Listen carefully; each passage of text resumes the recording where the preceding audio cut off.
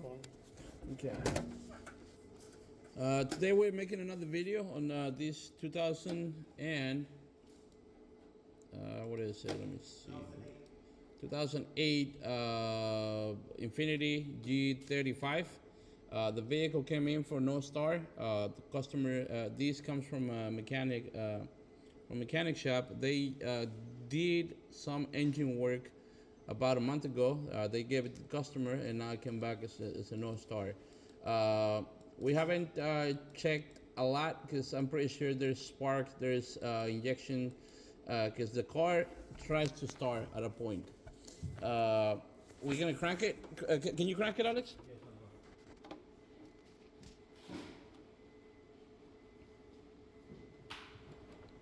Wait, let me pull a diagram while I have you there.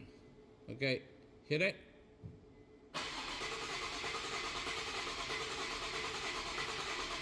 That's good. Okay, so this is the waveform that we're getting from this engine. We've done this before on another video, similar process. What we're going to be doing here is comparing my camshaft signals to my crankshaft signal. So we need to get a reference for that signal, which is this one right here. So basically what this is, it's my two cams and my crankshaft up here on top. If you pay attention to this waveform, this single drop right here, you can see it's a pattern, right? It's a single, another single, and then two pairs. And it's the same one that like we have in here. We have single, single, two pairs. Single, single, and then two pairs. So, and it's the same one on top. 1 1 2 2 1 1 2 2. Okay, so these are the same signals. What I want you to pay attention on is this right here. The first of the two of the two singles, this one and this one, the first one kind of lines up with the first of the two pairs, right? And it's the same if you have them the other way around. If you have this one on top and this one at the bottom, it's the same. The first of the two pairs aligns with the first of the two singles aligns with the first of the two pairs. So these two camshafts are aligned, they're synchronized. Now let's compare these two with our crankshaft signal. And what we have is that where they meet together here, it aligns almost with this identification tooth, with this segment is. You see this big segment is? It's right here, right in the middle, okay? So that's one if we're looking at this single up here. If we compare that to what we have, ours, it's not. These should be somewhere over here. Okay, so this is a test that you can do to check if your camshafts and your crankshaft are synchronized. What this test suggests is that this engine has a timing issue. That's what we're pulling out of this test. We're gonna have to probably open it up to confirm. Once we pass this information to the customer, they're probably gonna want to do it themselves, because it's a mechanic shop. That's what they do over there.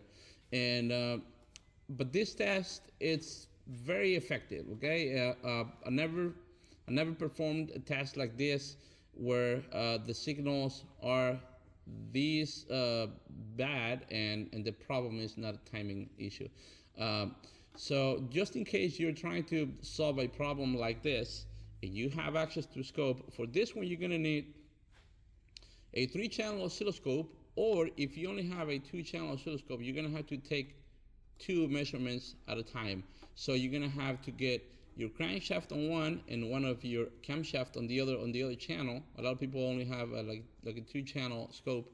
So you can do that, and then you change this channel to the other one, and then you take the other one. Okay, you can do this test even with a 2-channel oscilloscope. Where are we getting these signals from? Okay, so we are connected on that PCM. This one, and I want you to pay attention to this information, because the way this wiring diagram is, and the way the pinout it's laid out, it's kind of complicated. So number one, my channel number one, we have it on pin 37, and pin 37 is going to be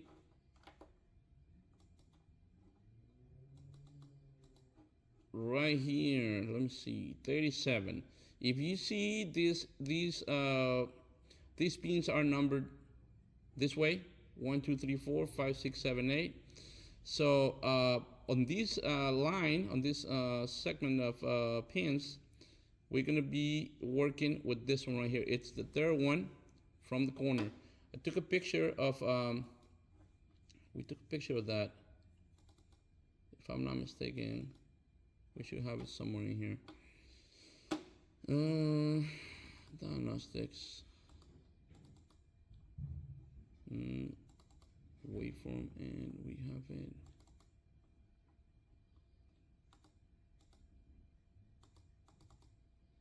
There you go. So this picture belongs to this vehicle that we're working on.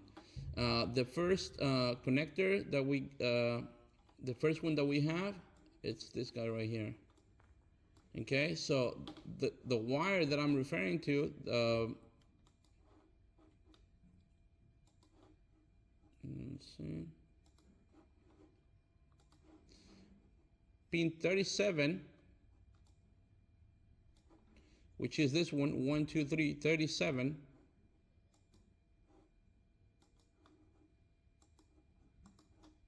It's this guy right here, 1, 2, 3. The third one from the left, that's your pin 37, if you're looking at it this way. Now, the other 2 pins are very deep in there, so I'm gonna try to give you the location for them in case you ever need to do this test. So let me close this up. The other one we have, it's pin 59 and pin 63, not this one. It's 63 and 59. So 63, oh shit, let me see. What was it? 59 and 63. 59, it's this one right here, and 63, it's this one right here. As a reference, you can take these 61. I'm pretty sure this is the red wire that I had labeled, highlighted there. So as a reference, it's going to be this 61.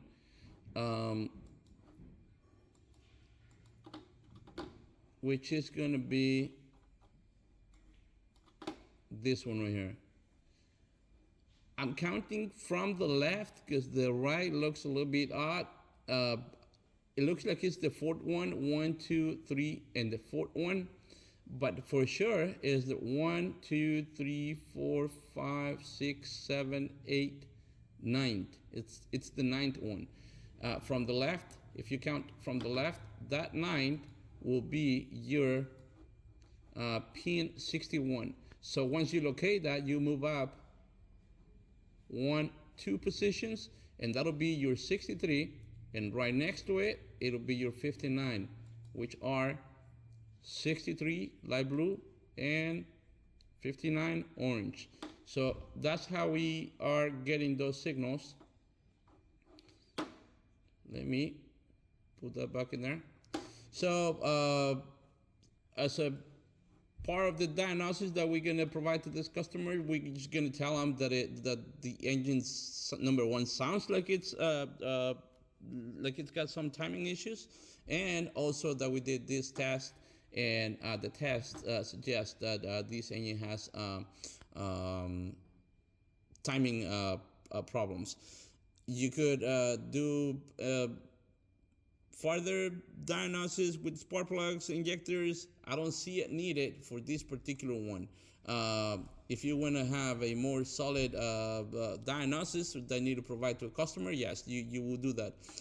To the point that you're probably gonna have to open up the timing cover and do a visual inspection and probably correct the problem. Like I said, this vehicle had some major engine work done about a month ago.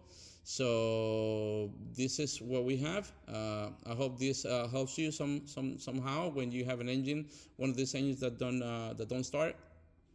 This engine is a 3.5. This is an Infiniti G35. I'm pretty sure another Nissan is gonna have the same engine. I'm pretty sure this will apply for any 3.5 engine on that year range, 2007, 8, 9, or 10, before the 3.7. So leave this video here. If you want to learn more about this, I'm going to be posting more videos trying to explain how to diagnose electrical problems and performance problems. Thank you very much for watching. Please subscribe to the channel if you can, and share the video with your friends or whoever you know that might find this information helpful. Thanks.